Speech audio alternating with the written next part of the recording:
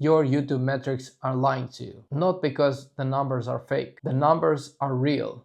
Your views are real. Your click-through rate is real. Your retention graph is real, and your subscribers are real. But the way most creators interpret those numbers is completely wrong. And that's why you can have videos with decent views, growing subscribers, and great retention graph, and still feel like your channel isn't building anything meaningful. Because there's no trust, no real audience, no clients, no sales, and no demand. No one is coming back to your videos because they specifically want to see you. And that's the part that YouTube Studio is not showing you. It shows you which videos people clicked on, how long they watched, and where they decided to click off. But it doesn't tell you the most important thing. Are you attracting the right people for the right reason? Because if you're not, your metrics can look good, but your channel is moving in the completely wrong direction. Now I really want to show you which YouTube metrics are completely misleading you, why these can make you worse as a creator, and what you should actually do if you want to build a channel that matters. First one is the dashboard problem. The problem with YouTube Analytics is not that the data is useless. Data is definitely useful. The problem is this dashboard is training you to think like an algorithm instead of thinking like a viewer. You open up the YouTube Studio and what do you see? The views, the graphs going up and down, the watch time numbers, the click-through rate percentage, the overall impressions, average view duration, subscribers, and watch time.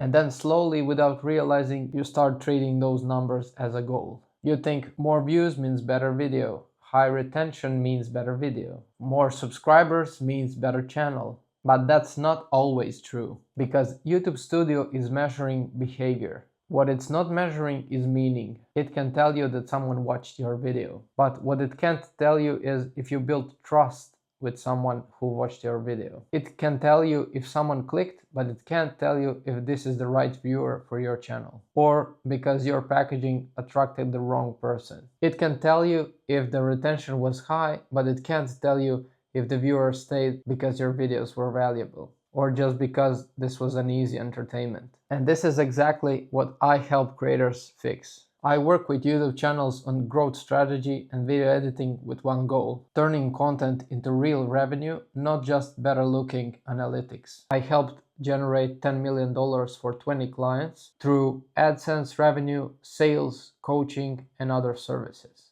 So if you want help with channel strategy, packaging, video ideas, or video editing, you can check out my X profile. Now let's get back to why YouTube Studio metrics can be misleading for you.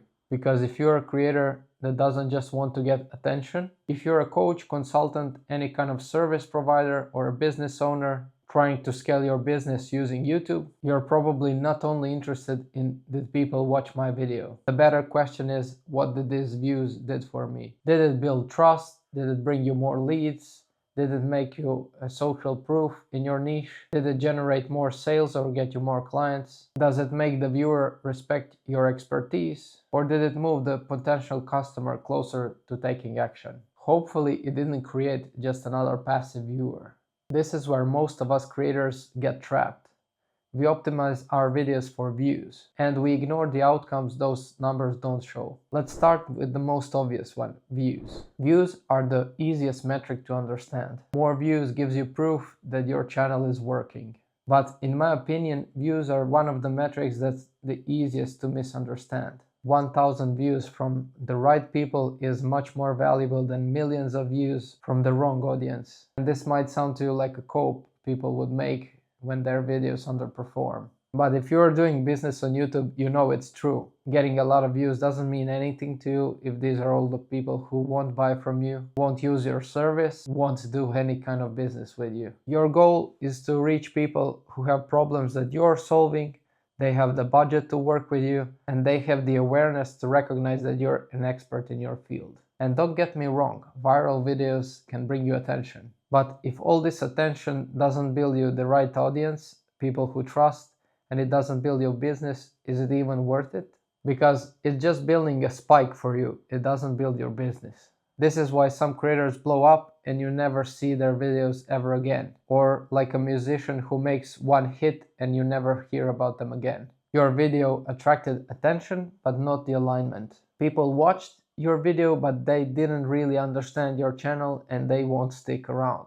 They don't understand what you stand for, what your service is, what business you are building, or what problems you help solving. So naturally, they don't have a reason to come back to your videos. The only benefit you got is that view count looked amazing, but your channel didn't actually become stronger. This is the lie you get from tracking views. Views can make you feel like your channel is growing in the right direction, but in reality, you're just being temporarily noticed. The second metric that's lying to you is click-through rate.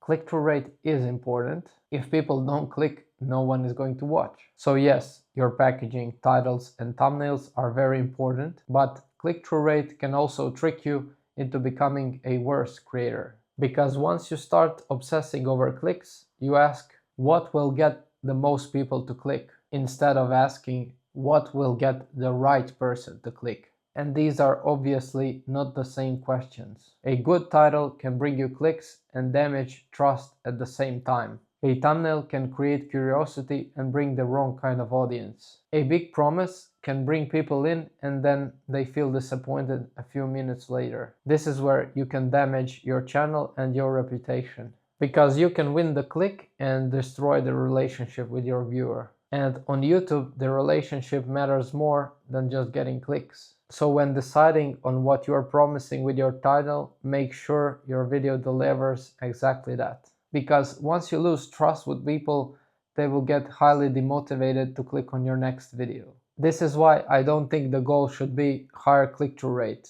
The goal is to create curiosity. The viewer should feel curious when they see your title and thumbnail. But in your video, that curiosity has to match what you promised with the title and thumbnail. So your packaging shouldn't be tricking or manipulating people into watching.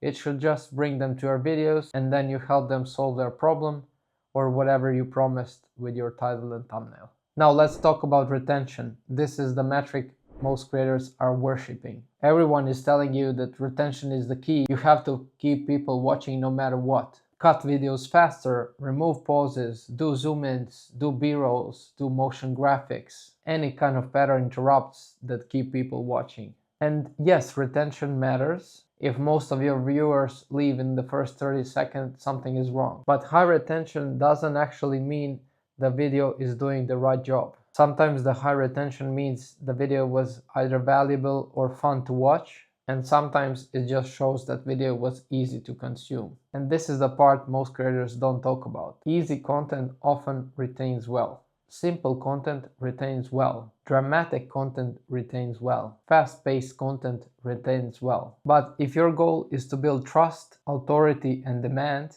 your content needs moments that are not purely easy. Sometimes you need nuance, sometimes you need friction, sometimes you need to explain things properly. Sometimes you need to challenge the viewer, and sometimes you need to say something that's pushing away the wrong kind of audience and bring in the right kind of audience. This means the drop-off is not always bad. For example, if you're making content for serious businesses, beginners will leave. If your content is challenging people, some people will not like that. It doesn't automatically mean your video failed. Your video was just the filter for the right kind of audience. And if you're creating content for building up your business, filtering definitely matters. So when you're looking at retention, don't just ask, where did people leave? Ask, who left and did it matter? Because if the wrong people leave and the right people stay, this is a good sign for you. The next metric that's lying to you is subscribers. Along with views, subscribers are the metrics that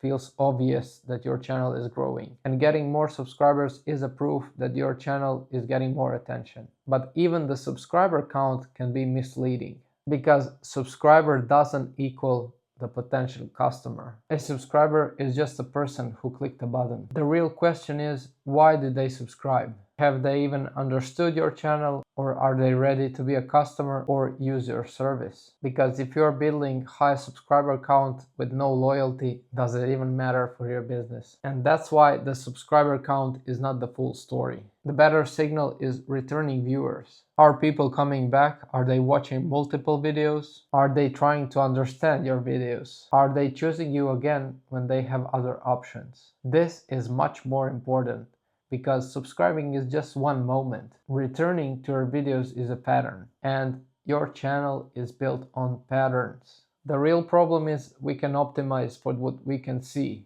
The number of views, the subscribers, the click-through rate, the retention. So you're chasing clicks, views, retention graphs, subscriber count. But some of the most important parts of the channel are harder to measure. Those are trust, authority, buyer intent, positioning, memorability, and respect. But all of those things are what makes a channel powerful, especially if your channel is connected to your business. That's why good analytics can still create a bad channel, because the dashboard rewards attention, but your business needs trust. And attention without trust is fragile. So what should you pay attention to?